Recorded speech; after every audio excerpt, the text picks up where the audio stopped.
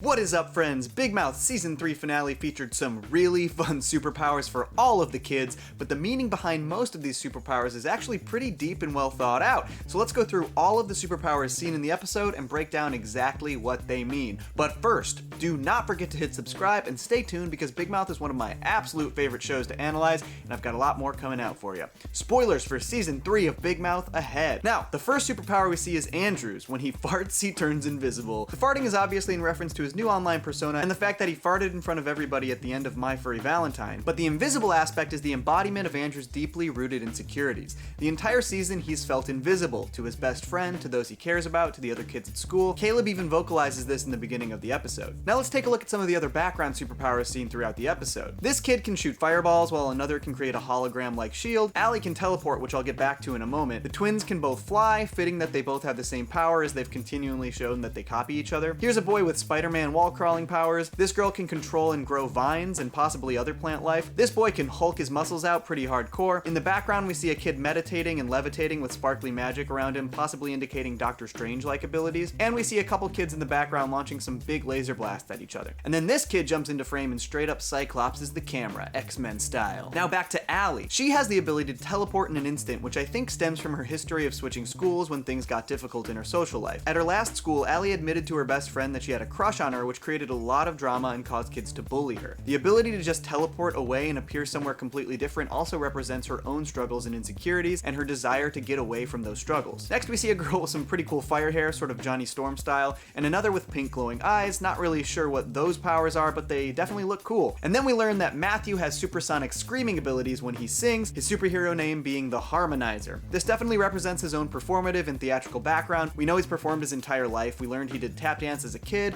he's mad when he doesn't have a bigger part in the school musical, and he even hosts the school news program. Next, we see Caleb say that his character is Lord Infinite and that he's an all-powerful being, which is just a little hint as to what we learn later, that the superpowers and abilities were all concocted in Caleb's mind as a way to understand the school drama. I'll touch on this more at the end of the episode. Next, we see Jay's power, which triggers me really hard because it references one of my absolute favorite franchises of all time, Avatar: The Last Airbender, while also being absolutely disgusting. I am not even going to say what he's bending, but it's very representative of Jay's aggressive, hormonal sexual tendencies. In the background here, we see a kid melt the door to a classroom and look through it. Very briefly in this shot, we see Charles Liu flying by. It looks like he got the same powers as the twins. Gina has Mr. Fantastic-like stretching powers, and she describes it as being able to stretch any part of her body. This definitely stems from some of the things we saw last season with Gina. A major part of the season was that Gina developed more physically, and the boys began to objectify her for it. The idea that she can now control any part of her body at will definitely stems from this insecurity. Gina wasn't able to control that her body developed, so obviously regaining that control would address this insecurity that came with the struggles last season. Next, we see that Lola is a minotaur-type creature called Lola, which is definitely representative of her strong, aggressive personality and behavior. Here in the background, we see another girl who has Kitty Pryde-like powers to walk through walls. Next, we get to Nick's powers. He has the ability to grow at will to become Big Dick Boy. This represents not only some of Nick's insecurities, but his newfound attitude developed over the course of Season 3. The ability to grow at will definitely addresses Nick's height insecurities. It's come up multiple times over the series that he's short, so obviously being able to grow bigger than anyone else references this. On top of that, Nick has gone through a pretty significant asshole phase in Season 3, stemming from the fact that his self-esteem is inflated to really arrogant levels. Even the name Big Dick Boy stems from his insecurities about his own penis size. In one scene, we actually see this play out visually as Nick grows and shrinks based on the fluctuation of his own self-esteem. We see a boy here in the background flatten himself and walk through a crack in the lockers, pretty fun little power. And then we see a girl who runs around like a dog, which is hilarious. Here we see a girl create a portal and fall through it, and there's this kid, and honestly, I'm not even sure what his power is. He's holding onto these rolled up newspaper looking things, which are propelling him forward with rocket-like engines. Cool, but I'm confused, don't really know what it is. Next, we learn about Misty's abilities to create big storms a la Storm in X-Men, but more interestingly, we see that she doesn't really have control of them yet. This definitely stems from her newfound relationship with Mona, her hormone monstress. Missy is going through major changes and learning to cope with huge boiling emotions that can end up being explosive. It's a pretty cool way to represent and visualize the inner turmoil in Missy's life. Lars is given Professor X-like telekinesis. It does feel like they mostly did this because both he and X are in wheelchairs, but the fact that Lars lacks the type of mobility that other kids have does make telekinesis a fitting power. Next, we see Devin and Devon, who not only have complementary fire and ice powers, but are also attached at the side. The attachment obviously represents the fact that they're child married to each other, and their complementary abilities of fire and ice make sense, given that they're super different people, but their personalities complement each other. Devon's fire abilities also likely represent how he's seen as one of the hottest, most popular kids at school, while Devin has ice powers because she's seen as having an icy cold hold personality. We can also see that Lump has some sort of fast-forwardy super speed triggered by a button on his shirt. Next up, we see that Jay's brother Val and Kurt have straight up become the Joker and Bane from the Batman franchise. This is a pretty fitting representation, as Val and Kurt are definitely both agents of chaos, not unlike their supervillain counterparts. Later, Kurt becomes a giant Sandman-like shit monster, which is really just a super accurate representation of his personality. Next, we learn that Jessie's superpower is that she can make people tell the truth when she touches them. I think this stems from the idea that Jessie feels like people aren't honest with her. Her parents' divorce exacerbated this fact. There's also the fact that her mother lied about seeing Cantardina before she broke up with her father, and we also see that her parents continue to keep secrets from her even now. The end of the episode showcases a pretty epic battle between all of the kids in full superhero garb, and all of these fights and conflicts represent the drama going on in their lives. Lars confronts Missy for cheating on him, Andrew and Nick duke it out over the Nick and Missy kissing affair. We see characters like Devin literally vocalize their own insecurities when people call her basic. And then the end of the episode of course reveals that Caleb, aka Lord Infinite, was crafting the entire superhero story in his imagination. More than anything, this says a ton about Caleb and probably gives him the most development we've ever seen. We effectively learn that despite his stiff personality, he internalizes all of the kids' turmoil, drama, and insecurities to an incredible degree. The fact that Caleb was able to so perfectly mirror every kid's emotions into superpowers really shows that he understands his classmates better than anyone realizes he does. God, this was just such a fun episode, and there was so much to break down and dissect with it, and that's where I want to pass it off to you folks. How did you like Supermouth? Did you catch any of these deeper meanings behind their superpowers?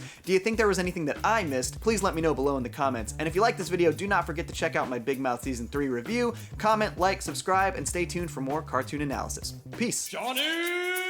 Two cellos!